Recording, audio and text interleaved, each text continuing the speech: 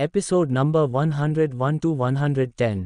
फिर वैभव ने सभी की ओर देखा और बोला, चलते चलते हैं, हमारे पास अभी भी एक चींटी को हराने के लिए पर्याप्त ऊर्जा है, भले ही वह थोड़ी अधिक शक्तिशाली हो, उसके बाद हम स्वस्थ हो सकते हैं। हर कोई सहमत हो गया। फिर सभी ने एक और चींटी का सामना करने से पहले कुछ समय के लिए आगे बढ़ना जारी रखा। G2 एंट CP 330, हमला 110, रक्षा 110, गति 110। चींटी के इस आंकड़ों को देखकर वैभव अवाक रह गया। फिर मन ही मन कहा, अरे धिक्कार है, मेरा जादू अपनी रक्षा में प्रवेश नहीं कर पाएगा। ऐसा लगता है कि इस चींटी को हराना मुश्किल होगा। ये देखकर सभी हैरान थे, लेकिन कुछ सेकंड के बाद परविंद ने वैभव की ओर देखते हुए कहा, मैं अपने जादू से इसका सामना कर सकता हूं और आप अपनी और चींटी का ध्यान आकर्षित करेंगे और रक्षा का काम करेंगे।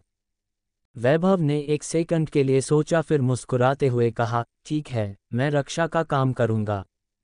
सारिका बोलना चाहती थी, लेकिन वैभव को देखकर जिसके चेहरे पर एक हल्की सी मुस्कान थी जो आत्मविश्वास से भरी थी, वह और कुछ नहीं बोली। चूंकि यह तय हो गया है तो मैं बाहर जाऊंगा, ये कहकर वैभव सीधे समूह से निकल गया और चींटी की ओर धराशायी हो गया। चींटी ने जल्द ही उसे देखा और उसका पीछा किया। यह चींटी उनके सामने पहली चींटी के समान थी। वैभव का पीछा करते हुए चींटी को देखकर रूही और अन्य ने भी पीछा किया। वैभव ने पहले ही दौड़ना बंद कर दिया था और खुद पर less than myriad jail greater than का इस्तेमाल किया था। ये लेस दैन असंख्य जेल ग्रेटर दैन अर्थ ऊर्जा से बनाया गया था, जिसे उनके अर्थ के इंटेंट से बढ़ाया गया था, और खुद को जेल में कैद करने के बाद उन्होंने दो राक्षसों के मुंह के मार्ग को नियंत्रित किया और चींटी की ओर आग की गेंदों को फेंक दिया ताकि चींटी का ध्यान आकर्षित किया जा सके। लेकिन वैभव की लेस दैन असंख्य जेल ग्रेटर दैन एक झटके में चकनाचूर हो गई और उसने मुश्किल से चींटी के मुंह को चकमा दिया, जो उसे ताली बजाने वाली थी जब उसने अपने शक्तिशाली जबड़ों से लेस दैन असंख्य जेल ग्रेटर दैन को चकनाचूर कर दिया।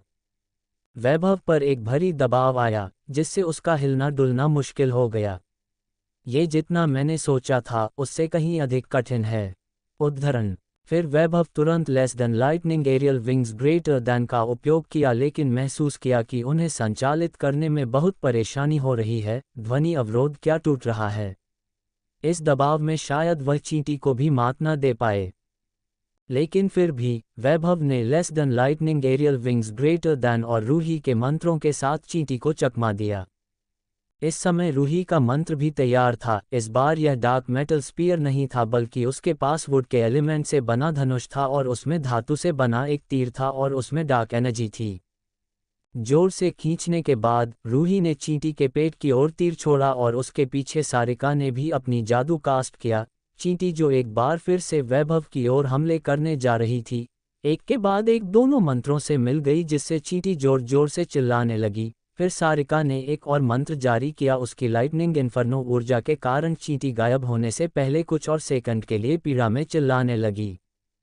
परविंद 0.23 अंक, रूही 0.21 अंक, वैभव 0.34 अंक, सारिका 0.22 अंक। इस चींटी को हराने के बाद सभी अपनी ऊर्जा को रिकवर करने के लिए एक गुफा में छिप गया। 3 घंटे तक अपनी ऊर्जा को रिकवर करने के बाद वे एक बार फिर और चींटियों का शिकार करने के लिए निकल पड़े। रूही ने पहले कहा था कि चींटियां हर बार एक को हराने पर और अधिक शक्तिशाली हो जाती हैं, और वास्तव में ऐसा ही लगता है। वैभव ने मन ही मन बड़बड़ाया। एस चींटी CP 340, हमला 140, रक्षा 110, गति 90। उन्होंने रूही की मदद से इस चींटी को मुश्किल से हराया, जिसने हमलों की रक्षा के लिए और वैभव की सहायता के लिए एक आइस डिफेंसिव स्पेल का इस्तेमाल किया, जबकि चींटी को अधिक शक्तिशाली बर्फ मंत्रों के साथ बांधा गया था। लेकिन ऊर्जा की खपत बहुत ज़्यादा थी, इसलिए सभी ने एक बार आराम किया। सभी ने इसी तरह से चींटियों को मारना जारी रखा और 5 और चींटियों को हराया। परविंद का आक्रामक जादू काफ़ी शक्तिशाली था, क्योंकि यह हमेशा खुली चींटी की रक्षा को तोड़ने में कामयाब रहा। इसने चींटी की खुली रक्षा को भी फाड़ दिया, जिसमें रक्षा में 130 अंक थे। लेकिन अब वे जिस चींटी का सामना कर रहे थे, सभी को ऐसा लग रहा था कि उन्हें चींटी से सामना करने में बहुत परेशानी हो रही थी। A3 चींटी CP 410, हमला 200, रक्षा 140, गति 80। चींटी के इस आंकड़ों को देखते हुए वैभव बोला, सभी अपनी ऊर्जा को पूर्ण रूप से पुनः प्राप्त करें और पहले योजना बनाएं। वैभव की बात सुनकर फिर सभी धीरे धीरे पीछे हटे और एक पेड़ के तने के अंदर छिप गए। अंदर छुपकर वैभव ने पूछा, आमतौर पर आप इंटेंट के स्तर को कैसे बढ़ाते हैं? या तो आपको मीडियन इंटेंट प्लेट खरीदने की ज़रूरत है जिसे आप अभी नहीं खरीद सकते हैं, या खुद इंटेंट को समझ सकते हैं। परविंद ने वैभव के सवाल को सुनकर जवाब दिया। वैभव चुप हो गया। वह समझ गया कि उसे अपने इंटेंट के स्तर को बढ़ाने के लिए एर्थ एलिमेंट की समझ बढ़ाने की ज़रूरत है, लेकिन ये कहाँ से आसान है? ऐसा लगता है कि मुझे इसे एक बार आजमाना चाहिए। उद्धरण। अपना निर्णय लेने के बाद वैभव ने अपने दोस्तों से कहा, मुझे 1 घंटा दें और मैं एर्थ एलिमेंट के मध्य स्तर को समझने की कोशिश करूंगा। वैभव की बातें सुनकर परविंद, सारिका और रूही के चेहरे पर अजीब भाव थे।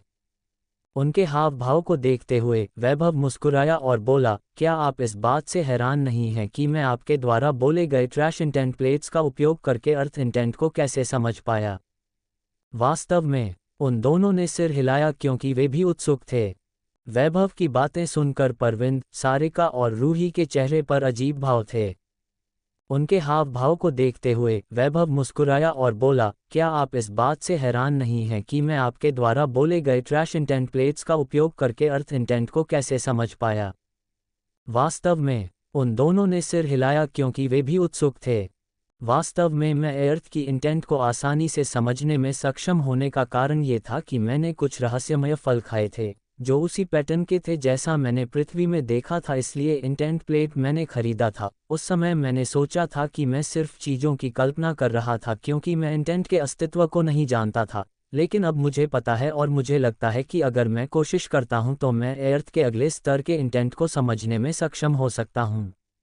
एक गहरी सांस लेते हुए वैभव ने उन्हें फलों के बारे में बताया। परविंद, रूही और सारिका ये सुनकर हैरान रह गए और तीनों वैभव को देखकर सिर्फ अपना सिर हिलाया। जैसा कि रूही ने ईर्ष्या से कहा, वास्तव में ऐसे फल हैं लेकिन वे बहुत दुर्लभ और अत्यंत मूल्यवान हैं। ऐसे फल खाने में सक्षम होने के लिए आपका भाग्य बहुत अच्छा है। बेशक, वैभव ने झूठ बोला। फलों में पैटर्न मात्रा बहुत कम थे और अगर वह उस समय कोशिश करता तो भी वह इंटेंट को नहीं समझ पाते। लेकिन वह कुछ कोशिश करना चाहता था और अगर वह सफल हो गया तो वह अर्थ के अगले स्तर के इंटेंट को समझने में सक्षम हो सकता है। अपनी आंखें बंद करके वैभव ने अपनी चेतना को रहस्यवादी क्षेत्र में प्रवेश करने की कोशिश की और वह सफल हुआ। उसे यहाँ प्रवेश किए हुए कुछ समय हो गया था। उसका काला ड्रैगन सूट, काला भंवर और उसमें सोने के रंग के साथ सफ़ेद ऊर्जा भी था। वैभव ने देखा कि हर बार जब वह एक नए मंत्र बनता है तो काला भंवर कुछ अवशोषित करता है और फिर यह ऊर्जा देता है, लेकिन वह अभी भी नहीं जानता था कि इस ऊर्जा का उपयोग कैसे करते हैं। वैसे भी वैभव को यहाँ प्रवेश करने का कारण ये देखना था कि क्या वे उच्च स्तर की अर्थ की इंटेंट को समझ सकते हैं। फिर इस प्रकार उनकी चेतना काले भंवर तक पहुँच गई। वह सिर्फ परिधि पर ही नहीं रुका और सबसे गहरे हिस्से में चला गया जहां वैभव ने दीवार या दरवाजे को मुक्का मारा। उसे बस लगता था कि दीवार के पीछे कुछ है, इसलिए वह सोचता था कि यह एक दरवाजे की तरह है, दीवार नहीं है। और इंटेंट को समझने के लिए वैभव के यहाँ आने का कारण ये था कि जब वह अर्थ इंटेंट प्लेट को समझ रहा था तो वैभव ने महसूस किया था कि काला भंवर कुछ छोड़ रहा है और कुछ बाद में अर्थ क्रिस्टल द्वारा अवशोषित कर लिया गया था। अर्थ क्रिस्टल द्वारा काले भंवर द्वारा छोड़ी गई किसी चीज़ को अवशोषित करने के बाद वैभव ने अचानक अर्थ के प्राथमिक स्तर के इंटेंट को समझ लिया। यह उसे बेतुका लगा, लेकिन वह निश्चित था कि काले भंवर ने उसे पहले से कुछ भी अवशोषित किए बिना वास्तव में कुछ दिया था। तो अगर मैं यहाँ अर्थ के इंटेंट को समझने की कोशिश करता हूँ तो मैं अपने अर्थ के स्तर को मध्यवर्ती स्तर, मध्य स्तर तक बढ़ाने में सक्षम हो सकता हूँ। वैसे भी कोशिश करने में कोई हर्ज नहीं है। तैयारी करने के बाद वैभव ने अपने दिमाग के अंदर की हर चीज़ को साफ कर दिया और अपने तरीके से अर्थ एलिमेंट को समझना शुरू कर दिया। अर्थ ये ठोस और स्थिर, कठोर और जिद्दी है, धीरज का एलिमेंट है। जैसे ही वैभव ने अर्थ एलिमेंट को अपने तरीके से समझना शुरू किया, वैभव ने एक गहरी अवस्था में प्रवेश किया और इस वजह से वैभव ने काले भंवर को धीरे धीरे पीले रंग की चिंगारियों को छोड़ते हुए नहीं देखा। चिंगारियां उनके ऊर्जा क्षेत्र में चली गईं और उनके अर्थ क्रिस्टल के अंदर प्रवेश कर गईं, जिससे अनजाने में वह और भी गहरी अवस्था में प्रवेश कर गया और उसकी अर्थ के इंटेंट की समझ और समझ बढ़ती रही। वैभव, जो गहरी समझ की अवस्था में समय को ट्रैक नहीं कर सका, उसे नहीं पता था कि 1 घंटा पहले ही बीत चुका है। परवीन ने वैभव की ओर देखा, जिसकी आंखें 1 घंटे से बंद थीं, और झिझकते हुए बोला, 1 घंटा हो गया, क्या हमें उसे जगाना चाहिए? नहीं। उद्धरण चिन्ह। सारिका ने परवीन से कहा। रूही के चेहरे पर गुस्सा था और वह बोल रही थी, तो क्या हमें उसके जागने तक इंतजार करना चाहिए? वैसे भी कितना समय लगेगा? ऐसा लगता है कि उसने गहरे ध्यान में प्रवेश किया है। सारिका ने वैभव का साथ देते हुए बोली, हाँ, हम उसके जागने तक प्रतीक्षा करेंगे। गहन ध्यान में प्रवेश करने का अर्थ है कि उसने कुछ समझ लिया है और वह संभवतः अर्थ के अगले स्तर के इंटेंट को समझने में सक्षम होगा। यदि हमें और अंक चाहिए तो प्रतीक्षा करना बेहतर है। उद्धरण चिन्ह। परवीन ने अपना सिर हिलाया और मुस्कुराते हुए कहा, यह इतना आसान नहीं है। अगर हम हर 8 घंटे में चींटियों का शिकार नहीं करते हैं, तो हमारे स्थान पर एक चींटी को बुलाया जाएगा, और बुलाई गई चींटी थोड़ी अधिक शक्तिशाली होगी, इसलिए हमें खुद चींटियों को खोजने जाना पड़ता है। परवीन के बोलने के बाद रूही ने घोषणा की, हम 5 घंटे इंतजार करेंगे। अगर वह अभी भी समय तक नहीं उठा तो हमें उसे जबरदस्ती जगाना होगा। मैं अनुमान लगा रहा हूं कि वह भी समय के प्रवाह के बारे में भूल गया होगा, इसलिए उसे 5 घंटे के बाद जगाना उसके और हमारे सभी हित में होगी। रूही ने कहा। ... 1 घंटे के बाद हमें उसे जबरदस्ती जगाना होगा। 4 घंटे का समय बीतने के बाद रूही फिर से बोली।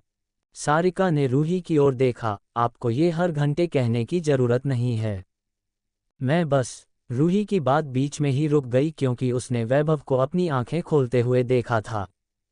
परवीन ने भी देखा और खुशी के साथ पूछा, तो क्या आपने intermediate level of earth intent को समझा? वैभव मन ही मन मुस्कुराया और बोला, मैंने नहीं। रूही ने वैभव की ओर गुस्से से देखा, तो फिर तुम ऐसे क्यों मुस्कुरा रहे हो? क्योंकि मैं अर्थ के इंटरमीडिएट स्तर के इंटेंट को समझ ही नहीं पाया। बस। रूही की बात बीच में ही रुक गई क्योंकि उसने वैभव को अपनी आंखें खोलते हुए देखा था।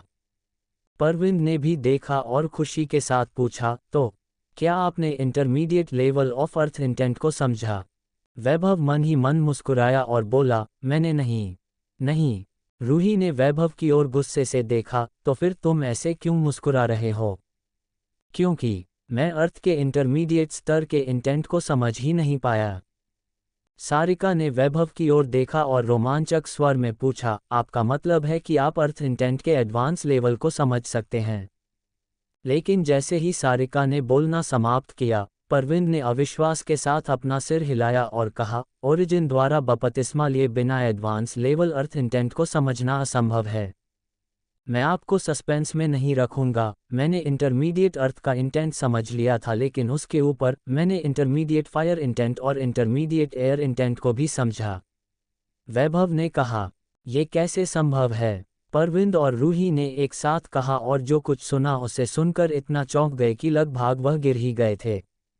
अपना गला साफ करते हुए वैभव ने मुस्कुराहट के साथ कहा, बस इतना ही नहीं, मेरा मानना है कि मैं वुड, लाइटनिंग और वाटर के इंटेंट को भी समझ सकता हूं और यह सब मेरे द्वारा खाए गए फलों के कारण है। फिर 1 सेकंड के लिए रुकते हुए वैभव ने रूही की ओर देखा, फिर वह परवीन ओर देखते हुए उससे पूछा, क्या आपको पता है कि मैंने किस तरह के फल खाए हैं? वे निश्चित रूप से इतने शक्तिशाली प्रभाव के लिए रहस्यमय हैं। हैरानी से बाहर आने के बाद परवीन ने पूछा, क्या आप हमें फलों और पेड़ के बारे में बता सकते हैं? अपना सिर हिलाते हुए वैभव बोला, ये सभी फल एक पेड़ से आए थे। पेड़ 100 मीटर लंबा था। पेड़ में कुल 6 फल थे। और जैसा कि मैंने आपको पहले ही बताया था, फलों का उन पर वैसा ही पैटर्न था जैसा मैंने इंटेंट प्लेट में देखा था। लेकिन फल बहुत बड़े थे और पैटर्न अधिक थे। जब वैभव पेड़ और फलों के बारे में बता रहा था तो उसकी बात सुनकर सभी चौंक गए थे, लेकिन हकीकत कुछ और ही था क्योंकि जो वैभव सभी को बता रहा था ये स्पष्ट रूप से ऐसा नहीं था। पेड़ 3 मीटर लंबा था और फल केवल हथेली के आकार के थे। वैभव से पेड़ और फलों के बारे में सुनकर परविंद और रूही दोनों गहरे विचार में पड़ गए। वैभव ने झूठ नहीं बोला लेकिन सच भी नहीं बोला। वो फल स्पष्ट रूप से इंटेंट की समझ को बढ़ाने में सक्षम थे, हालांकि प्रभाव कम से कम था। लेकिन क्या होगा अगर उस पेड़ का एक बड़ा संस्करण हो? अगर पेड़ और फल बड़े होते तो क्या होता? यदि फल बड़े होते तो उसके अधिक पैटर्न होते, और अधिक पैटर्न का अर्थ है एलिमेंट के प्रति समझ पर अधिक प्रभाव। कुछ समय बाद परविंद और रूही ने एक दूसरे को देखा और एक ही समय में सिर हिलाया। ऐसा प्रतीत होता है कि वे एक ही निष्कर्ष पर पहुंचे थे। फिर परविंद ने वैभव की ओर देखा और बोला, इट्स कॉप्स एलिमेंट्री। क्या सभी फलों को लेने के बाद पेड़ राख हो गया था? अपनी अभिव्यक्ति में बदलाव किए बिना वैभव ने कुछ सोचते हुए परविंद की ओर सिर हिलाया, हालांकि ऐसा नहीं था। उद्धरण: वैभव को सिर हिलाते हुए देखकर रूही के होंठ घृणा में ऊपर की ओर हो गए, जैसे वह बोली, फिर ये लाश एलिमेंट का पेड़ है। इसके लिए 100 मीटर की ऊंचाई तक पहुंचने के लिए विशेषज्ञ को peak of origin intent plane में होना चाहिए। वैभव भ्रमित हो गया और पूछा, इससे तुम्हारा क्या मतलब है? परविंद ने एक गहरी सांस ली और कहा, शव एलिमेंट के पेड़ को उगाने की विधि बहुत ही भयावह है। यह मूल रूप से इस तरह है, आप ऊर्जा फलों और पौधों का एक गुच्छा किसी भी स्तर के पावरहाउस को खिलाते हैं और उन्हें नियंत्रित करके एक ऐसी विधि जिसे मैं भी नहीं जानता।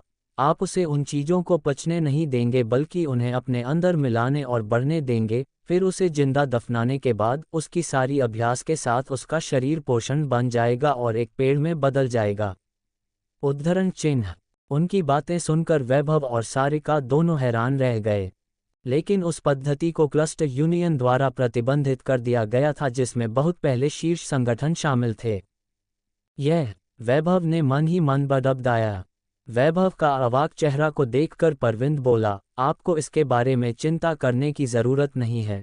हम दूसरों को ये कभी नहीं बताएंगे कि आपने अभी क्या कहा, और आपने संयोग से उस पेड़ को पाया, इसलिए कुछ भी नहीं होगा। भले ही वे जांच करें। ये पेड़ को उस आकार तक बढ़ने के लिए कम से कम 100 साल या उससे अधिक की आवश्यकता होती है, और आप उस समय पैदा भी नहीं हुए थे, इसलिए चिंता न करें। फिर वह मुस्कुराया और कहना जारी रखा, लेकिन आपकी मदद से हम एनर्जी प्लेन परीक्षा के इस दौर में रैंकिंग में शीर्ष 500 या 100 तक पहुंचने में सक्षम हो सकते हैं। चलो कुछ चींटियां मारते हैं। फिर सभी उस स्थान पर लौट आए जहां उन्हें पिछली चींटी मिली थी। A3 चींटी, CP 410, हमला 200, रक्षा 140, गति 80। इस बार परविंद चींटी का ध्यान आकर्षित करने और उसके हमले का बचाव करने के लिए सबसे पहले गया, लेकिन इससे पहले कि चींटी उस पर हमला कर सके, वैभव ने पहले ही अपने less then drilling lance greater than को बाहर निकाल दिया था, जिसे इंटरमीडिएट फायर, अर्थ और एयर एलिमेंट द्वारा बढ़ाया गया था, जिसने चींटी के कवच को विस्फोट से नष्ट कर दिया था। और सारिका की बिजली के राक्षसी जादू ने चींटी के शरीर को अंदर से नष्ट कर दिया। परविंद 0.15, रूही 0.15, वैभव 0.40, सारिका 0.30। सारिका ने केवल अंतिम वार किया, लेकिन जो चींटियों के ऊपर जितनी अधिक शक्ति से हमला करते हैं और उसके अंतिम हमले जो चींटियों को मारते हैं, वे भी अधिक अंक प्राप्त करते हैं। सूची: वैभव 2.59, सारिका 2.17, रूही 1.91, परविंद 2.33। फिर सभी ने रूही की विधि का उपयोग करते हुए चींटियों को ढूंढना जारी रखा और उसी रणनीति के साथ उन्होंने 11 चींटियों को हराया। फिर सभी ने रूही की विधि का उपयोग करते हुए चींटियों को ढूंढना जारी रखा और उसी रणनीति के साथ उन्होंने 11 चींटियों को हराया। आखिरी लड़ाई कठिन थी क्योंकि वैभव, सारिका और रूही तीनों लगभग मृत्यु के पास पहुंच ही गए थे, क्योंकि चींटी ने वैभव और सारिका के मंत्रों की चपेट में आने के बाद लंबी दूरी के हमले का इस्तेमाल किया था, जो वह पल भी था जब उनका गार्ड नीचे था। लेकिन सौभाग्य से रूही ने एक नए जादू का इस्तेमाल किया, लेस दैन आईसी विंड्स डोम ग्रेटर दैन, और वैभव ने भी हमले को रोकने के लिए जल्दी से less than myriad prison greater than का इस्तेमाल किया, लेकिन फिर भी वे इसे ठीक से अवरुद्ध नहीं कर सके और कुछ नुकसान हो गए। अब वे अपनी ऊर्जा रिकवर कर रहे थे और अपनी चोटों को ठीक कर रहे थे। मुझे चोटों का इलाज करने दो, मेरे पास लाइट एलिमेंट और कंप्लीट लाइट इंटेंट भी है। हैरानी से सबने रूही की तरफ देखा। उसके बाद उसने वैभव, सारिका और परविंद की चोटों को ठीक किया। सभी ने अपनी ऊर्जा वापस पाने और अपनी चोटों को ठीक करने के बाद वे एक बार फिर चींटियों का शिकार करने के लिए निकल पड़े। जल्द ही उनका सामना एक से हुआ। GS6 चींटी, CP 750, हमला 180, रक्षा 170, गति 400। चींटी के इस आंकड़े को देखकर सभी खामोश हो गया।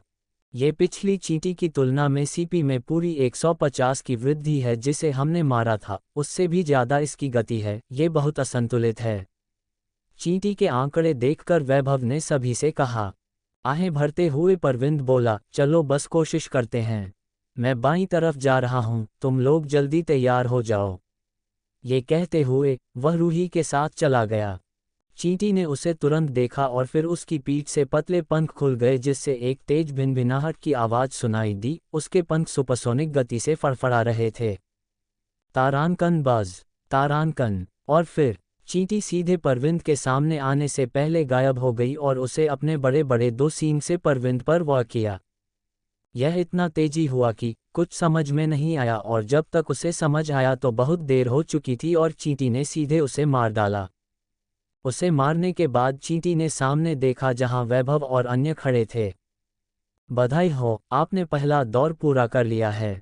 Closing square bracket. उसके बाद वे सभी अपने चारों ओर घास के टुकड़ों के साथ एक विशाल भूमि में पहुंचे जिसमें कोई इमारत नहीं थी, लेकिन उनके आसपास बहुत से लोग थे जो संभवतः समाप्त हो गए थे या वह पहले ही मर गए थे। वहां पहुंचने के बाद उन्होंने देखा कि उनके सामने एक डिस्प्ले दिखाई दे रहा है। प्रदर्शन के अनुसार इनाम अंक: रूही 5 अंक, वैभव 4 अंक, सारिका 4 अंक, परविंद 4 अंक।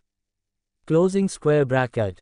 अंतिम अंक: वैभव 9.32, सारिका 8.89, रूही 9.71, परविंद 9.08।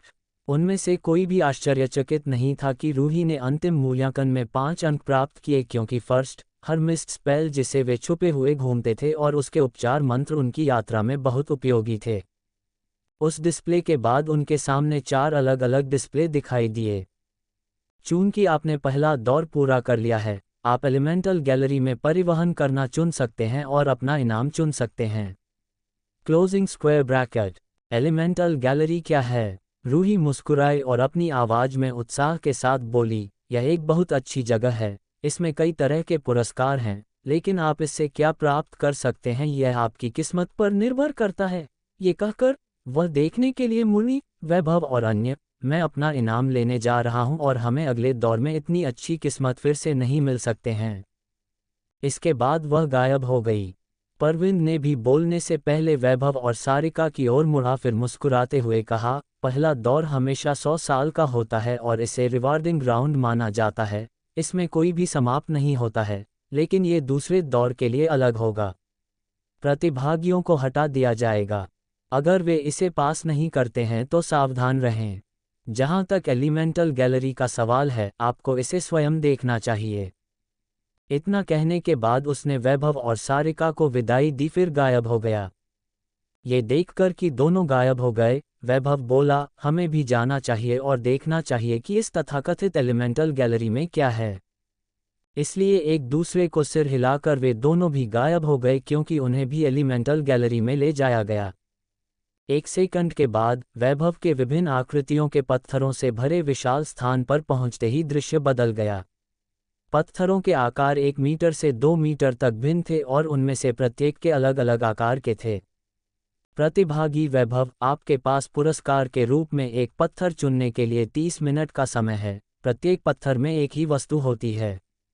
कुछ में एक रहस्यमय फल या एक प्राकृतिक खजाना हो सकता है, कुछ में एक शक्तिशाली जादू पुस्तिका हो सकती है, कुछ में एक उपकरण या एक आर्टिफैक्ट आदि हो सकता है। ये भाग्य पर निर्भर करता है। Closing square bracket. मैं देखता हूँ। वैभव सामने के प्रदर्शन को देखते हुए वह समझ गया, चलो देखते हैं कि क्या रहस्यवादी ऊर्जा शक्ति की आंखें कुछ भी देख सकती हैं। हालांकि मुझे ज़्यादा उम्मीद नहीं है कि यह काम करेगा। उसे बढ़ाने के लिए वैभव ने अपनी आंखों में रहस्यवादी ऊर्जा का इंजेक्शन लगाया और चारों ओर देखा, लेकिन सब कुछ वैसा ही लग रहा था जैसा वह सामान्य रूप से देखता था। मुझे लगता है कि काला भंवर भी काम नहीं करेगा। वास्तविक वस्तुएं वास्तविक दुनिया में होंगी, जबकि यह पत्थर सिर्फ उन वस्तुओं का प्रतिनिधित्व करता है। उद्धरण। उसने अपने चारों ओर के सभी पत्थरों को देखा। भाग्य। मुझे नहीं पता कि मेरी किस्मत अच्छी है या बुरी। उद्धरण। इसके बारे में सोचते हुए वैभव ने अपने निकटतम पत्थर का चयन किया। वह पत्थर लगभग 1.4 मीटर लंबा था और एक अजीब आकार का था जिसे वर्णित नहीं किया जा सकता था। क्या आप वाकई इस पत्थर को अपने इनाम के रूप में चुनना चाहते हैं? Closing square bracket. हाँ, जरूर। वैभव ने सिर हिलाया। चून की पत्थरों में क्या है, ये जानने का कोई तरीका नहीं है तो समय बर्बाद करने की क्या बात है। उद्धरण। इसके बारे में सोचते हुए वैभव ने अपने निकटतम पत्थर का चयन किया। वह पत्थर लगभग 1.4 मीटर लंबा था और एक अजीब आकार का था जिसे वर्णित नहीं किया जा सकता था। क्या आप वाकई इस पत्थर को अपने इनाम के रूप में चुनना चाहते हैं? Closing square bracket. हाँ, जरूर। वैभव ने सिर हिलाया। चून की पत्थरों में क्या है, ये जानने का कोई तरीका नहीं है तो समय बर्बाद करने की क्या बात है। उद्धरण। वैभव के उत्तर देने के बाद वैभव ने जो पत्थर उठाया वह रह गया और अन्य सभी पत्थर गायब हो गए। क्या आप इसे अभी या बाद में खोलना चाहेंगे? Closing square bracket. इसे अभी खोलो। जवाब देने के बाद वैभव ने देखा कि पत्थर पर दरारें पड़ने लगी हैं और 5 सेकंड बाद वह टूट गई और उसके सामने एक प्यारी सी आवाज़ सामने आई। बधाई हो, आपको मिल गया। पुरस्कार प्राप्त करने के बाद वैभव एक बार फिर घास की विशाल भूमि पर पहुंचा, लेकिन वह अपने सामने प्राणी को देखकर स्तब्ध रह गया। आउच है। वैभव ने हैरान होकर अपने गाल पर चुटकी लेते हुए पुष्टि की कि वह सपना तो नहीं देख रहा था। तारानकन मियाओ मियाओ मियाओ। तारानकन एक छोटा और प्यारा बिल्ली का बच्चा जिसकी काली और धूसर धारियों वाला सफ़ेद फर था, वर्तमान में अपना सिर वैभव के पैरों की ओर रगड़ रहा था और वह मियाओ मियाओ कर रहा था। अरे दोस्त, मुझे यह मत कहना कि आपको ये बिल्ली का बच्चा एलिमेंटल गैलरी से मिला है। आवाज़ सुनकर वैभव ने अपनी बाईं ओर देखा और एक आदमी को देखा जिसकी उम्र 19 या 20 थी। उसके बाल गहरे हरे थे और उसने लाल शैतानी पोशाक पहनी थी। वैभव ने बिल्ली का बच्चा उठाया और मुस्कुराते हुए बोला, हाँ क्या बात है? हंसते हुए वह आदमी मुस्कुराते हुए बोला, कुछ नहीं, बस आपकी किस्मत इतना अच्छी है कि पत्थर से बिल्ली पा लेना। हा हा हा हा हा हा हा हा। बोलने के बाद फिर वह हंसने लगा। तारानकन मियाओ। तारानकन। नन्हा बिल्ली का बच्चा वैभव के हाथ से कंधे पर चढ़ गया और एक बार फिर मियाओ मियाओ करने लग गया। वैभव मुस्कुराते हुए बोले, वास्तव में ये बहुत अच्छा है। बिल्ली मेरी पसंदीदा जानवर रही है। मैं वास्तव में एक बिल्ली को इनाम के रूप में पाकर बहुत खुश हूँ और यह बहुत प्यारा है। सबसे प्यारी बिल्ली की तरह मैंने कभी देखा है। उद्धरण चिन्ह। उद्धरण चिन्ह डॉट डॉट डॉट।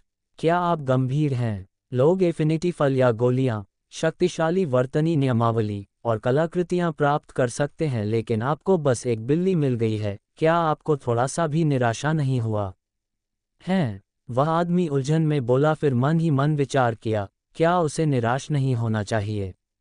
उद्धरण। वास्तव में उनके पास सबसे अच्छा भाग्य है जबकि मेरे पास बहुत अच्छी किस्मत है। एक सेकंड के लिए रुकते हुए वैभव ने पूछा, क्या आपने पहले कभी किसी को पत्थर से बिल्ली लेते देखा है? अरे नहीं, उस आदमी ने सिर खुजाते हुए जवाब दिया। उसकी बात सुनकर वैभव ने सिर हिलाया और मुस्कुराया, देखा, इसका मतलब है कि मेरी किस्मत वास्तव में बहुत अच्छी है। जो भी हो यार, जब तक तुम खुश रहो। ये कहकर वह आदमी चला गया। वैभव ने फिर बिल्ली को अपने कंधे से उठाया और उसकी ओर देखा। तारानकन मियाओ मियाओ। वैभव बुदबुदाया, ये बिल्ली। वह महसूस कर सकता था कि इस बिल्ली के बारे में कुछ अजीब था। इसने एक अनोखा एहसास दिया। वैसे भी ये सच है कि बिल्ली मेरा पसंदीदा जानवर है। इसके अलावा ये बिल्ली सिर्फ एक सामान्य जानवर नहीं लगती है। वैभव बुदबुदाया। अपनी हथेली पर बैठी बिल्ली को देखते हुए वैभव ने फिर एक बार सोचा, अच्छा, तो भविष्य में पता चल जाएगा कि यह एक सामान्य जानवर है या कुछ और, लेकिन अभी के लिए मुझे इसके नाम रखना चाहिए। उद्धरण। कुछ देर सोचने के बाद आखिरकार वैभव के सोच में एक नाम आया। लकी। अब से तुम लकी हो। तारांकन मियाओ। तारांकन। वाह, कितनी प्यारी बिल्ली है। सारिका की आवाज़ अचानक वैभव को थोड़ा चौंका दिया। अपनी दाहिनी ओर देखते हुए वैभव मुस्कुराया और बोला, इसका नाम लकी है। उसके बाद उसने पूछा, वैसे तुमने जो पत्थर उठाया उससे तुम्हें क्या मिला? मुझे ब्लेजिंग रेलगन नाम का एक हथियार मिला है। सारिका ने अपना हाथ लहराया और उसके हाथों में एक राइफल दिखाई दी। राइफल फ्लिंटलॉक राइफल की तरह ही दिखती थी, लेकिन उसका बैरल थोड़ा बड़ा था। इसका रंग सूर्यास्त नारंगी था जो दिखता था पेंट की तरह, लेकिन सामग्री ही। फिर उसने अपना हाथ स्वाइप किया और वैभव के सामने ब्लेजिंग रेलगन के विवरण वाला एक डिस्प्ले दिखाई दिया। धधकती रेलगन, फायर एलिमेंट। लगातार ऊर्जा इंजेक्ट करके आप उच्च विस्फोट और क्षेत्र शक्ति के साथ शक्तिशाली होज बुलेट शूट कर सकते हैं। अग्नि ऊर्जा का उपयोग करने के लिए अनुशंसित। अन्य एलिमेंट के ऊर्जा हमले को उस सामग्री के कारण कम किया जाएगा जिससे हथियार बनाया गया था। ये शक्तिशाली लग रहा है। ये बहुत अच्छा होता अगर ये लाइटनिंग एलिमेंट का भी समर्थन करता। वैभव जानकारी को देखकर बोला। बाद में वैभव ने सारिका की ओर देखा और पूछा, सारिका, क्या आपके पास अपने रहस्यवादी दायरे के अंदर सुनहरे रंग के साथ कोई सफ़ेद ऊर्जा है? तारांकन मियाओ। तारांकन। लकी ने वैभव के चेहरे को थपथपाया। ओह, लगता है कि लकी पहले से ही आपसे जुड़ा हुआ है। सारिका खुशी से मुस्कुराई और वैभव के सवाल का जवाब दिया, नहीं। सारिका नहीं समझ पा रही थी कि वैभव ऐसे सवाल उससे क्यों पूछ रहा था। ओह, कोई बात नहीं, लगता है ये सिर्फ मेरे बास है। वैभव उसकी जवाब सुनकर मन ही मन बड़बड़ाया। तारांकन मियाओ मियाओ मियाओ मियाओ। लकी लगातार वैभव के चेहरे पर अपना सिर रगड़ रहा था। वैभव ने उसे हैरानी से देखा। बिल्ली के बच्चे ने भी उसकी तरफ देखा और मियाओ मियाओ मियाओ करने लगा। मुझे समझ नहीं आ रहा ये क्या कह रहा है। सारिका ने लकी को देखा और बोली, ये निश्चित रूप से कुछ कहने की कोशिश कर रहा है। वैभव को याद आया कि लकी ने उसे तब उसके चेहरे पर अपना सिर रगड़ना शुरू किया था जब उसने सारिका से सुनहरे रंग के साथ सफ़ेद ऊर्जा के बारे में सवाल पूछा था, लेकिन ऐसा लगता है कि बिल्ली के बच्चे को इसके बारे में पता होगा। लकी लगातार वैभव के चेहरे पर अपना सिर रगड़ रहा था। वैभव ने उसे हैरानी से देखा। बिल्ली के बच्चे ने भी उसकी तरफ देखा और मियाओ मियाओ मियाओ करने लगा। मुझे समझ नहीं आ रहा ये क्या कह रहा है। सारिका ने लकी को देखा और बोली, ये निश्चित रूप से कुछ कहने की कोशिश कर रहा है। वैभव को याद आया कि लकी ने उसे तब उसके चेहरे पर अपना सिर रगड़ना शुरू किया था जब उसने सारिका से सुनहरे रंग के साथ सफ़ेद ऊर्जा के बारे में सवाल पूछा था, लेकिन ऐसा लगता है कि बिल्ली के बच्चे को इसके बारे में पता होगा। अपने अनुमान की पुष्टि करने के लिए वैभव ने लकी को देखा और बोला, रहस्यवादी क्षेत्र। तारांकन मियाओ मियाओ मियाओ मियाओ। तारांकन। इसने वास्तव में अपना सिर हिलाया। ऐसा लगता है कि यह बिल्ली का बच्चा वास्तव में एक सामान्य जानवर नहीं है। जब वैभव ने उसे सिर हिलाते हुए देखा तो आश्चर्य से बोला, तारांकन मियाओ। तारांकन। लकी ने सिर पर कूदने से पहले सिर हिलाया और सिर पर अपना पंजा थपथपाया। सारिका उसकी हरकतों को देखकर हंसने से खुद को रोक नहीं पाए और मजाक में बोली, शायद यह आपके रहस्यवादी दायरे के अंदर जाना चाहती है। तारांकन मियाओ मियाओ मियाओ। ओह, सारिका और वैभव दोनों हैरान थे कि लकी ने वास्तव में एक बार फिर सिर हिलाया। इसका मतलब है कि सारिका ने जो कहा वह सही था। लेकिन मैं ये कैसे करूं? ये कहते हुए वैभव एक पल के लिए सोच में पड़ गया। चूंकि मैं इस आभासी दुनिया में अपने असली खून की एक बूंद नहीं दे सकता, इसका मतलब है कि मुझे इसे अपनी रहस्यवादी ऊर्जा देने की आवश्यकता हो सकती है। कोशिश करने में कोई बुराई नहीं है। ये सोचकर वैभव ने अपनी चेतना से कुछ रहस्यवादी ऊर्जा बिल्ली के बच्चे को दे दिया। वैभव की रहस्यवादी ऊर्जा को भांपते हुए लकी ने जोर से मियाओ किया। फिर वैभव ने सोचा, वह वास्तव में रहस्यवादी ऊर्जा को अवशोषित कर सकता। तारांकन मियाओ। तारांकन। आपको और चाहिए? उद्धरण चिन्ह। तारांकन मियाओ मियाओ। ठीक है, ये कहकर वैभव ने उसे और अधिक रहस्यवादी ऊर्जा प्रदान की। जब लकी ने काफ़ी मात्रा में रहस्यवादी ऊर्जा खा ली, तो वह अचानक गायब हो गई। सारिका जो इसे देख रही थी, चौंक गई, एह! ये गायब हो गया। उसी समय वैभव ने अपने रहस्यवादी क्षेत्र में कुछ महसूस किया और जल्दी से अपनी चेतना को रहस्यवादी क्षेत्र में भेज दिया। वहां पहुंचने के बाद वैभव ने बिल्ली के बच्चे को उस जगह पर सोता हुआ पाया जहां से उसका काला ड्रैगन सूट था। ये वास्तव में अंदर प्रवेश कर गया, लेकिन कैसे? वैभव सचमुच हैरान था और कुछ समय बाद सोचा, रुको। बिल्ली के बच्चे के जागने और काले भंवर के पास जाने के बाद ये काला भंवर द्वारा अवशोषित नहीं होगा, है ना? उद्धरण। वैभव को इसके बारे में सोचकर थोड़ा सिरदर्द महसूस हुआ, लेकिन कुछ देर इस पर विचार करने के बाद उसने फैसला किया कि काला भंवर ऐसा कुछ नहीं करेगा, क्योंकि यह आमतौर पर चीज़ों को अवशोषित कर सकता है, भले ही वे बाहर हों। और अब वह बिल्ली का बच्चा उसके रहस्यवादी दायरे के अंदर है, लेकिन अभी भी खींचा नहीं जा रहा है, इसलिए ये सुरक्षित होना चाहिए। पहला दौर अभी भी चल रहा था, इसलिए वैभव बैठ गया और इंटेंट को समझने लगा, जबकि सारिका ने भी अपने लाइटनिंग इन्फर्नो इंटेंट की गहरी समझ हासिल करने के लिए ध्यान में बैठने का फैसला किया। 3 घंटे के बाद वैभव ने वाटर इंटेंट को इंटरमीडिएट स्तर तक समझ लिया। 7 घंटे के बाद वैभव ने लाइटनिंग के इंटेंट को इंटरमीडिएट स्तर तक समझ लिया। 10 घंटे के बाद वैभव ने वुड के इंटेंट को इंटरमीडिएट स्तर तक समझ लिया। हर बार इंटेंट को समझना शुरू करने से पहले वैभव मौलिक ऊर्जा को पकड़ लेता था और इसका अध्ययन करने से पहले इसे अपने मूल रूप में बदल देता था। उदाहरण के लिए, अभी उनके हाथ में डार्क एनर्जी मंडरा रही थी और वे इसे करीब से महसूस कर रहे थे और इसका अध्ययन कर रहे थे, जैसे इसके प्रभाव, इसके गुण आदि।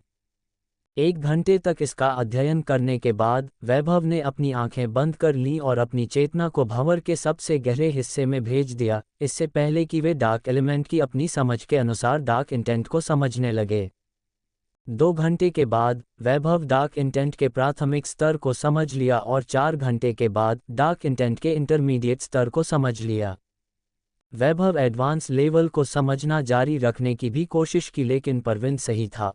ओरिजिन इंटेंट प्लेन में कदम रखने से पहले एडवांस लेवल को समझना असंभव था, क्योंकि विभिन्न इंटेंट में एक इंटरमीडिएट स्तर तक पहुंचने के बाद उसे ऐसा लगेगा कि वह ब्लॉक हो गया है, जैसे आप सड़क पर चल रहे हैं, लेकिन थोड़ी देर चलने के बाद आप अचानक एक मृत अंत से टकरा जाते हैं। इस मृत अंत को दूर करने के लिए उसे मूल से बपतिस्मा लेना होगा। इसलिए आगे बढ़ते हुए वैभव ने डार्क इंटेंट के मध्यवर्ती स्तर को समझने के बाद अपनी आंखें खोली और लाइट ऊर्जा का अध्ययन करना शुरू कर दिया। वैभव ने कभी भी कोई लाइट एलिमेंट मंत्र नहीं बनाया था, क्योंकि वह एलिमेंट को नहीं समझते थे, लेकिन अब जब वह समझ गए हैं तो वह एक शक्तिशाली मंत्र बनाने की योजना बना रहा था। लाइट एलिमेंट मंत्र। 9 घंटे के बाद वैभव ने लाइट के इंटरमीडिएट स्तर को भी समझा और लाइट एलिमेंट का उपचार मंत्र बनाने का फैसला किया।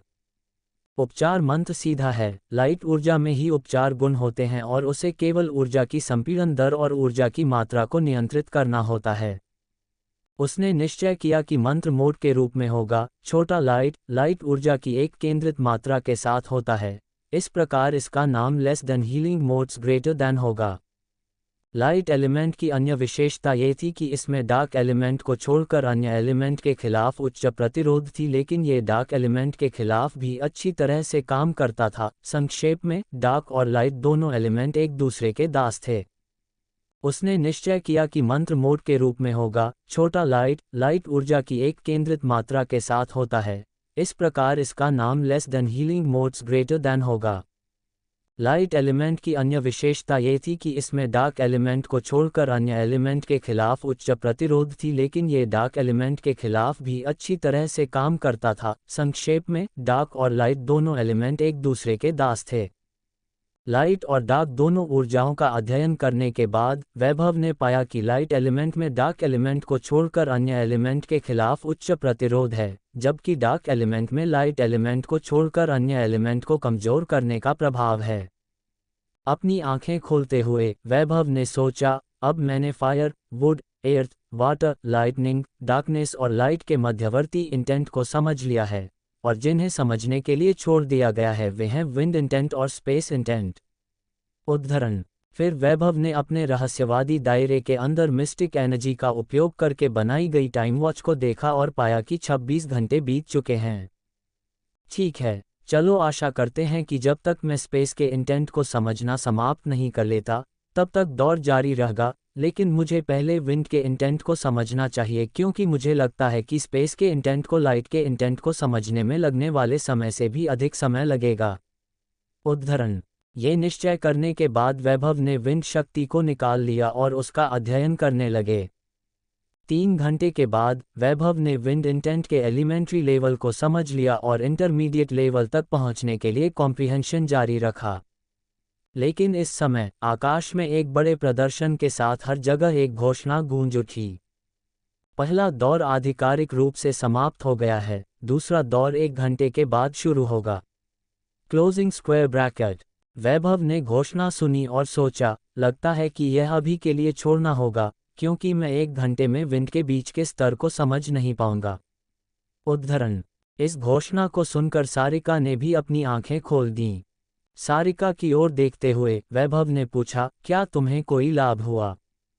सारिका ने एक मुस्कान के साथ सिर हिलाया और कहा, मुझे ऐसा लग रहा है कि मैं जल्द ही लाइटनिंग इन्फर्नो इंटेंट के इंटरमीडिएट स्तर को समझने में सक्षम हो जाऊंगी। साथ ही मुझे लगता है कि लाइटनिंग इन्फर्नो इंटेंट में समझ के गहरे स्तर तक पहुंचने के कारण मेरी शक्ति अभी भी बढ़ी है। यह अच्छा है। वैसे भी चलो अभी प्रतीक्षा करें क्योंकि जल्द ही 1 घंटा बीत जाएगा। ... ये दूसरे दौर का समय है। Closing square bracket. इस बार दूसरा राउंड चैलेंज टावर है। इस राउंड को पास करने के लिए कम से कम 30 मंजिल पास करने की जरूरत है। जो लोग 30 मंजिल पास नहीं कर सकते हैं उन्हें हटा दिया जाएगा और टेलीपोर्टेशन के माध्यम से उनके घर वापस भेज दिया जाएगा। Closing square bracket. 30 मंजिल पास करने वालों को 10 अंक मिलेंगे। उसके बाद आप अधिक अंक के लिए अगली मंजिलों को चुनौती देना जारी रख सकते हैं, इसलिए अपना सर्वश्रेष्ठ प्रदर्शन करें। Closing square bracket. दूसरा दौर 10 सेकंड में शुरू होता है। Closing square bracket. 10 9 ... 2 1 0 ... उल्टी गिनती 0 पर आते ही वैभव अपने आप को एक गोल कमरे में पाता है। कमरा बहुत छोटा नहीं था लेकिन बहुत बड़ा भी नहीं था। इसका व्यास लगभग 25 मीटर था। जैसे ही वह सोच रहा था कि चुनौती क्या है, एक बीबीसी उसके सामने आ गया। एक बड़ा काला केकड़ा, 2 मीटर लंबा और 4 मीटर चौड़ा, खतरनाक पिंसर और बड़ी आंखों वाला। प्रकट होते ही इसने अपना मुंह खोला और काले पानी की एक धारा छोड़ी। वैभव तुरंत लंबी छलांग लगाने के बाद वैभव आसानी से चकमा दे गया। उसकी पीठ पर पहुंचकर वैभव ने एक ठोस मुक्का दिया और उसे आसानी से हरा दिया। उसके गायब होने के बाद वह जिस मंजिल पर पहुंचा था वह दूसरे गोल कमरे में दिखाई दिया। इस बार 2 भेड़िए उसके सामने आए और वे दोनों तेज नुकीले को छोड़कर वैभव की ओर बढ़े, लेकिन वे भी आसानी से हार गए। वैभव ने किसी भी ऊर्जा का उपयोग नहीं किया और जब तक आवश्यक न हो तब तक वे ऊर्जा का उपयोग करने की योजना नहीं बना रहे थे, क्योंकि अगर उन्हें ऊंची मंजिलों तक पहुंचना है तो उसे सावधानी से चलना होगा और ऊर्जा की बचत करनी होगी, क्योंकि उसे फर्श पार करने के बाद कोई ब्रेक टाइम नहीं दिया जाता है। 20वीं मंजिल पर वैभव ने आखिरकार पहले स्पेल का इस्तेमाल किया। दुश्मन एक लाइट एलिमेंट कछुआ था जिसमें उच्च रक्षात्मक आंकड़े और क्षमता थी, और इसने एर्थ के बोल्डर भी जारी किए जो कि कोई मजाक नहीं थे। इसलिए वैभव ने उस पर less than dark bubbles greater than का उपयोग करके इसे समाप्त करने का फैसला किया। इंटेंट को समझने के बाद उनके मंत्र स्पष्ट रूप से बहुत शक्तिशाली हो गए थे। बाद की मंजिलों में वैभव को दुश्मन के आधार पर एक या एक से अधिक मंत्रों का उपयोग करना पड़ा। सौभाग्य से उसके जादू की आक्रमण शक्ति एक हिट में दुश्मनों को हराने के लिए पर्याप्त थी, अन्यथा उसे संभवतः अधिक ऊर्जा का उपयोग करना पड़ता। चांदी की चिड़िया जैसी दिखने वाली 27वीं मंजिल पर दुश्मन बहुत तेज होने के कारण काफी तकलीफदेह साबित हुआ। उसका आकार उसके पिछले जन्म में पाए जाने वाले सामान्य गिद्धों जैसा ही था। अब तक जो जादुई जानवर उसने देखा था उसमें से यह गौरैया सबसे छोटी थी। लेकिन फिर भी यह छोटा था, ये बहुत तेज था और इसने स्थानिक ब्लेड भी छोड़े जो वैभव के शरीर पर धारियां बना रहे थे जो कि तकलीफदेह साबित हो रहे थे। इसलिए वैभव ने उन्हें रोकने के लिए एक less than dark barrier greater than का इस्तेमाल किया। अब समस्या यह है कि उस गौरैया को कैसे मारा जाए। मुझे बस उसे एक बार मारना है और वह हार जाएगी, लेकिन मैंने पहले ही एक लेस देन बिजली का भाला ग्रेटर देन और एक लेस देन आग का गोला ग्रेटर देन बर्बाद कर दिया है, लेकिन उसे मारा नहीं जा सका। अब समस्या यह है कि उस गौरैया को कैसे मारा जाए। मुझे बस उसे एक बार मारना है और वह हार जाएगी, लेकिन मैंने पहले ही एक लेस देन बिजली का भाला ग्रेटर देन और एक लेस देन आग का गोला ग्रेटर देन बर्बाद कर दिया है, लेकिन उसे मारा नहीं जा सका। कुछ सेकंड के लिए सोचने के बाद वैभव को अचानक एक मंत्र याद आया जिसका उसने लंबे समय से उपयोग नहीं किया था या वास्तव में इसका जरूरत नहीं पड़ी थी। अपना सिर हिलाते हुए वैभव ने सोचा, ये निश्चित रूप से काम करेगा। उद्धरण, लेस देन फायर तूफान ग्रेटर देन। उसके सामने एक बवंडर बना और तेजी से आकार में बढ़ गया क्योंकि वैभव ने उसमें अधिक ऊर्जा डाली थी। कुछ सेकंड के बाद बवंडर इतना बड़ा हो गया कि कमरे के 75% हिस्से को कवर कर सकता था, जिससे गौरैया की उड़ने की क्षमता में परेशानी हुई। अगर मैंने मध्यवर्ती विंड एलिमेंट को समझ लिया होता तो वह गौरैया पहले ही बवंडर में समा चुकी होती। ये बड़बड़ाते हुए वैभव ने इसे बड़ा करने के लिए और अधिक ऊर्जा डाली और गौरैया ने आखिरकार उसके आगे घुटने टेक दिए और मर गई। गौरैया को हराने के बाद वैभव का सामना उस तरह के किसी भी परेशानी वाले जादुई जानवर से नहीं हुआ और वह आसानी से 30वीं मंजिल पर पहुंच गया। बेशक उन्हें उन मंजिलों पर भी मंत्रों का इस्तेमाल करना पड़ा क्योंकि अन्यथा वे परेशानी वाले साबित होंगे। उनका शरीर अकेले उन जानवरों से निपटने के लिए पर्याप्त नहीं है क्योंकि उनके शरीर के आंकड़े 10 अक्टूबर 10 पर सीमित हैं। वर्तमान में 30वीं मंजिल पर वैभव का प्रतिद्वंद्वी आखिरकार सामने आया। यह एक बंदर था, सामान्य मानव आकार, भूरे रंग के फर और काले पंखों वाला। जैसे ही यह सामने आया, इसने अपने दोनों हाथों को लहराया और दो काले ब्लेड तेज गति से वैभव की ओर चले। वैभव ने हमले को चकमा देते हुए अपनी पीठ से less than lightning aerial wings greater than को भी खोल दिया। लाइटनिंग इंटेंट और विंड इंटेंट को समझने के बाद युद्धाभ्यास पर उनका नियंत्रण थोड़ा बेहतर हो गया था, लेकिन वैभव ने महसूस किया कि एरियल विंग्स की तुलना में उनके लाइटनिंग विंग पर उनका अधिक नियंत्रण था, जो एक स्पष्ट तथ्य था। वैभव हिचकिचाया लेकिन कुछ सोच समझकर उसे बुलवाया less than lighting spear greater than, लेकिन उसे फेंकने के बजाय वह हाथ में भाला लेकर बंदर की ओर धराशायी हो गया। बंदर काले ब्लेड छोड़ते हुए भाग गया, लेकिन वैभव ने पहले अपने ऊपर एक less than dark barrier greater then लगाया और भाला फेंक दिया जब उसे यकीन हो गया कि यह बंदर को मार देगा। तारांकन स्वोश, बंदर भाले की चपेट में आ गया और उसे लकवा मार गया जिससे उसकी किस्मत पर मुहर लग गई। बधाई हो, आपने दूसरे राउंड के साथ साथ 30वीं मंजिल भी पास कर ली है। क्लोजिंग स्क्वायर ब्रैकेट, इनाम 10 अंक। क्लोजिंग स्क्वायर ब्रैकेट, चुनौती जारी रखने के लिए आपको 5 सेकंड में 31वीं मंजिल पर ले जाया जाएगा। Closing square bracket 5 4 1 0। जैसे ही वह 31वीं मंजिल पर पहुंचे, उनके सामने एक आवाज के साथ एक डिस्प्ले दिखाई दिया। इस मंजिल को पार करने के लिए अपने सामने चट्टान पर कम से कम 200 की आक्रमण इकाई के साथ एक जादू का प्रयोग करें। क्लोजिंग स्क्वायर ब्रैकेट, ओह, लगता है चुनौती का स्वरूप बदल गया। क्या अगले दौर में भी ऐसा ही होगा? ये बड़बड़ाते हुए वैभव ने अपने सामने एक सफ़ेद चौकोर चट्टान देखा। एक पल सोचने के बाद वैभव एक लेस देन बिजली का भाला ग्रेटर देन बुलाया और उसे अपनी पूरी शक्ति से सफ़ेद चट्टान की ओर फेंक दिया। भाला चट्टान से टकराया और घुल गया, लेकिन उसके बाद चट्टान के ऊपर एक स्क्रीन दिखाई दी जिसमें एक संख्या दिखाई दे रही थी। हमले की शक्ति 104।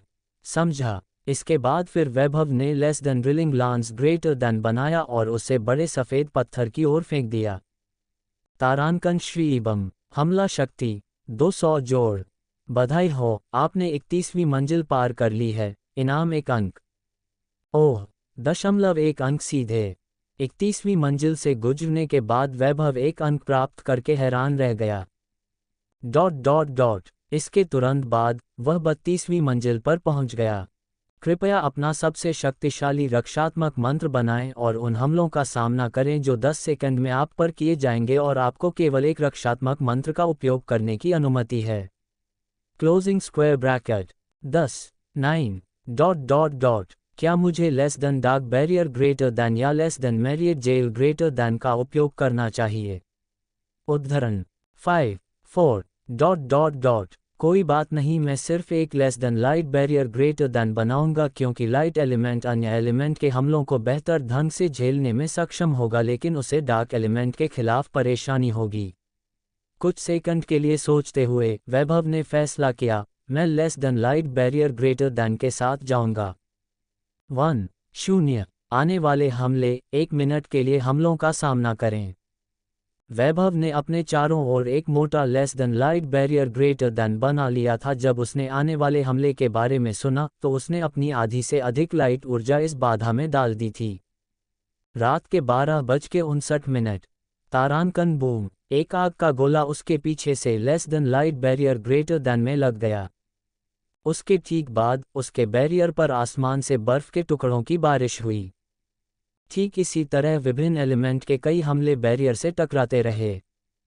तारांकन फिस्टत, तारांकन भास्म, तारांकन क्रेयाए ... बैरियर में कुछ दरारें थीं लेकिन यह अभी भी कायम थी। वैभव ने देखा कि कई हमले बैरियर से टकराते हैं और इससे अधिक दरारें बनती हैं। रात के 12:01 तारांकन भक्कक। वैभव बुदबुदाया, आखिरी हमला। गहरे और हरे रंग का एक एक्स आकार का ऊर्जा ब्लेड उसके सामने आया और बैरियर से टकराया।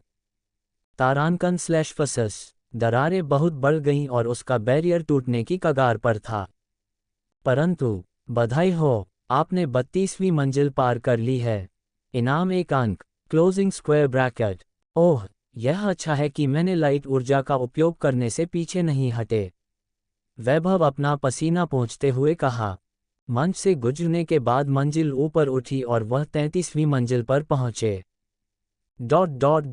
इस मंजिल को पार करने के लिए आपको 1 मिनट के लिए एकल समर्थन मंत्र का उपयोग करके आने वाले सभी हमलों को चकमा देना होगा। हमले 10 सेकंड में शुरू हो जाएंगे। Closing square bracket. बधाई हो, आपने 32वीं मंजिल पार कर ली है। इनाम 1 अंक। Closing square bracket. ओह, यह अच्छा है कि मैंने लाइट ऊर्जा का उपयोग करने से पीछे नहीं हटे। वैभव अपना पसीना पोंछते हुए कहा। मंच से गुजरने के बाद मंजिल ऊपर उठी और वह 33वीं मंजिल पर पहुंचे। इस मंजिल को पार करने के लिए आपको 1 मिनट के लिए एकल समर्थन मंत्र का उपयोग करके आने वाले सभी हमलों को चकमा देना होगा। हमले 10 सेकंड में शुरू हो जाएंगे। Closing square bracket. 10 9 ... 1 आने वाले हमले। वैभव पहले ही अपने less than lightning aerial wings greater than का गठन कर लिया था और हमलों को चकमा देने के लिए तैयार था। रात के 12:59 पहला हमला उसके सामने आया जिसे वह आसानी से चकमा दे गया। दूसरा हमला उसके पीछे से आया और जैसे ही वह दाहिनी ओर चकमा देने जा रहा था उसने उसी दिशा से आने वाले एक और हमले को महसूस किया। तो इस तरह ये रोल करता है। ठीक है, इसे लाओ। फिर उसने पूरी तरह से चकमा देने पर ध्यान केंद्रित किया क्योंकि हमले तेज हो रहे थे और आने वाले हमलों की आवृत्ति भी बढ़ रही थी। रात के 12 बजे। बधाई हो, आपने 33वीं मंजिल पार कर ली है। इनाम 1 अंक। Closing square bracket. अरे, वह थका देने वाला था। एक सांस लेते हुए वैभव ने सोचा, आखिरी कुछ सेकंड कठिन थे क्योंकि 4 हमले अलग अलग दिशाओं से आ रहे थे और मुझे उन्हें चकमा देने के लिए एक सही स्थान खोजना था। ऐसा लगता है कि चुनौतियां कठिन होती जा रही हैं। उद्धरण। स्टेज से गुजरते हुए 34वीं मंजिल पर पहुंचे। कृपया एक प्रश्न का उत्तर दें। यदि आप इसका सही उत्तर दे सकते हैं तो आप इस मंजिल को पार करने में सक्षम होंगे। उद्धरण। इस मंजिल की चुनौती सुनकर वैभव बुदबुदाया, एक सवाल जवाब की चुनौती। क्या बात है, आपने एक एलियन स्पेसशिप पर सफलतापूर्वक छापा मारा है जिसमें एक महत्वपूर्ण चीज़ है जो सभी मानविकी को लाभान्वित कर सकती है यदि आप उस चीज़ को संघ के किसी भी भागीदार के लिए ला सकते हैं, लेकिन आपके प्रियजन या प्रियजनों को एलियंस द्वारा दूसरे अंतरिक्ष यान पर बंधक बना लिया जाता है। और वे मांग करते हैं कि आप महत्वपूर्ण वस्तु उन्हें वापस लौटा दें, तो आप क्या करेंगे?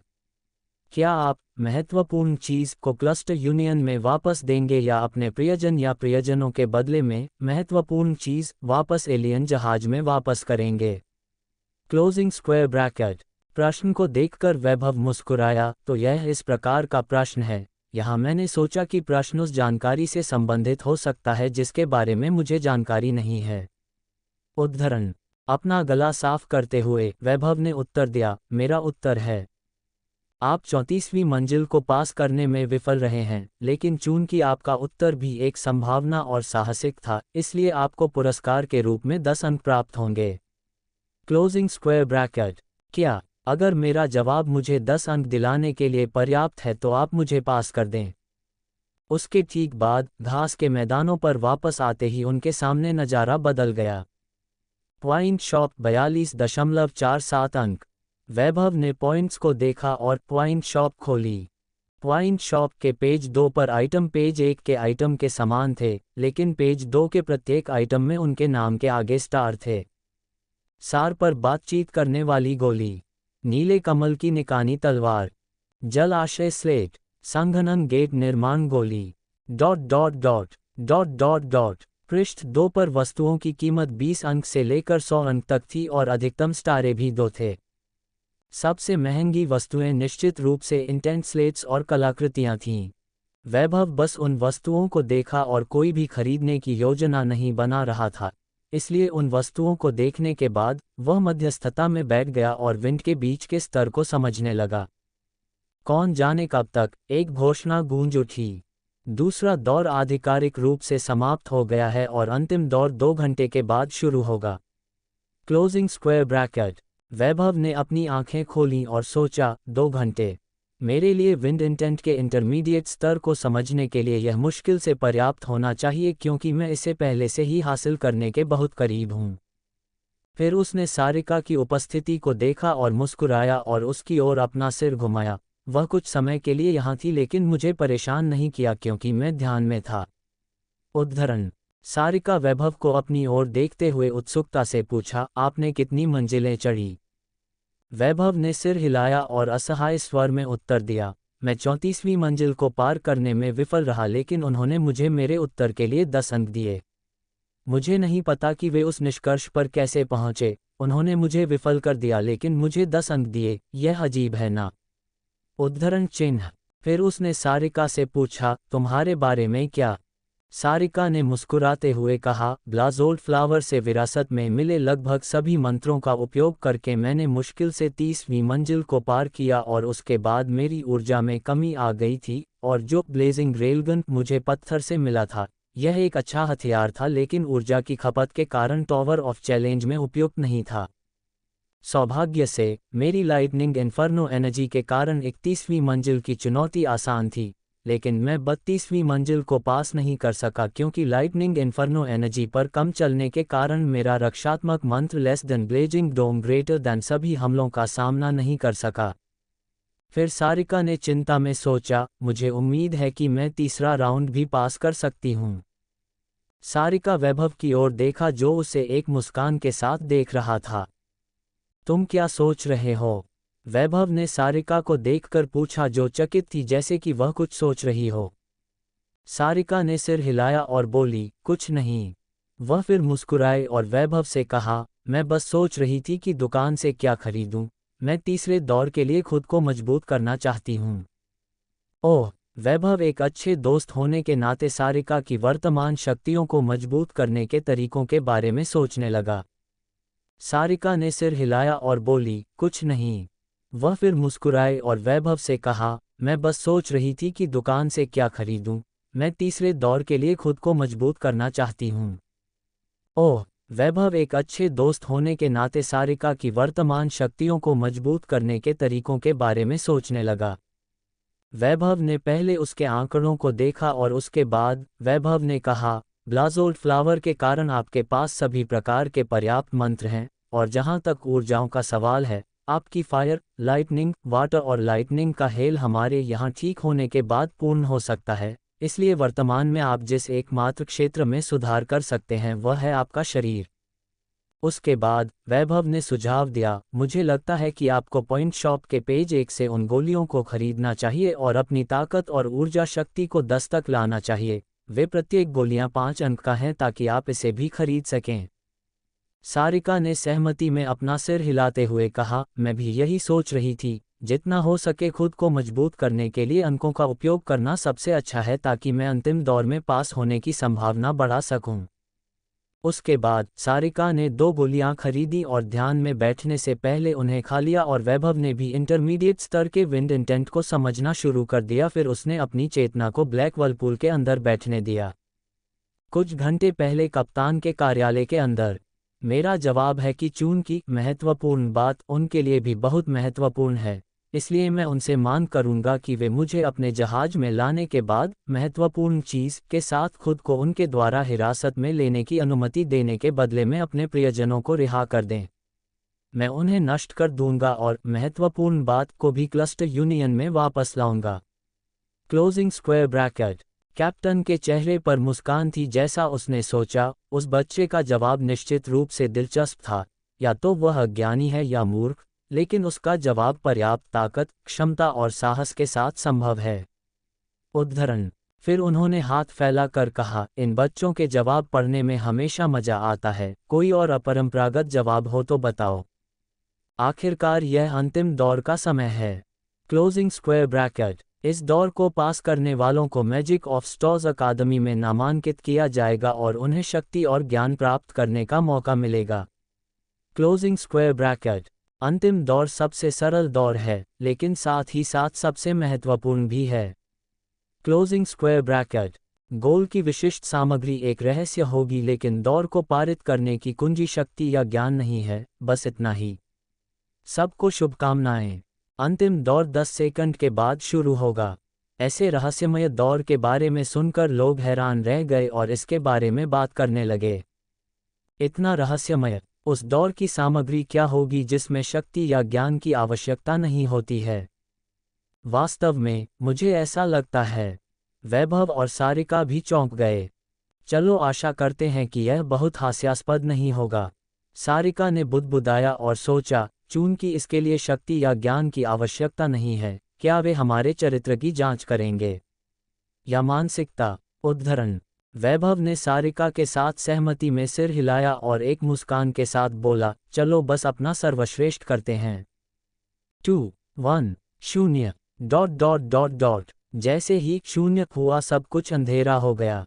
वैभव ने चारों ओर देखा और खुद को एक भयानक अंधेरी जगह में पाया जो एक भयानक एहसास दे रहा था।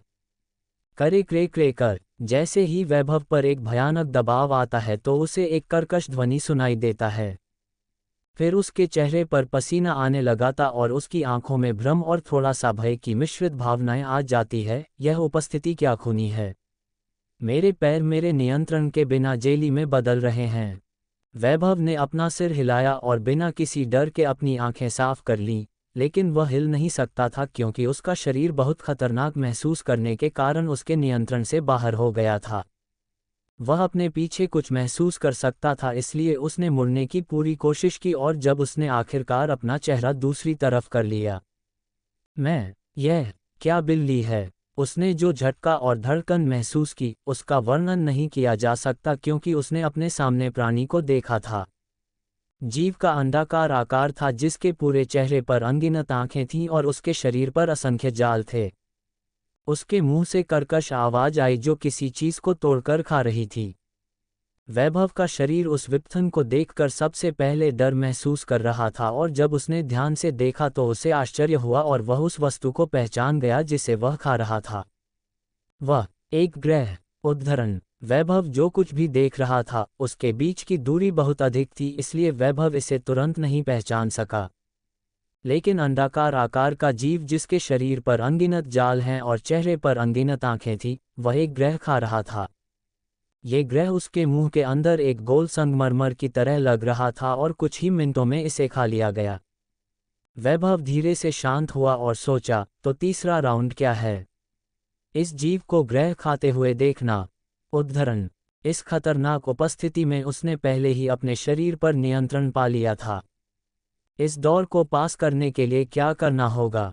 वैभव ने जवाब पाने की उम्मीद में कहा। तारांकन क्री। जैसे ही वह आगे बढ़ने लगा, वैभव प्राणी की जोर से रोने की आवाज़ सुनकर चौंक गया। रो रहा है, लेकिन क्यों? वैभव ने उलझन में सोचा, लेकिन 1 सेकंड के बाद उसके भ्रमित विचारों को तुरंत मिटा दिया गया क्योंकि वह वहां खड़ा था। वह अनैच्छिक रूप से कांपने लगा क्योंकि जिस प्राणी ने अभी अभी एक ग्रह को खाया था, वह दूसरे प्राणी द्वारा खा लिया गया। यदि आप उनके आकार की तुलना करना चाहते हैं, तो ग्रह को खाने वाले अंडाकार प्राणी का आकार डॉल्फिन के आकार का था और उस अंडाकार प्राणी को खाने वाले प्राणी का आकार ब्लू व्हेल के आकार का था।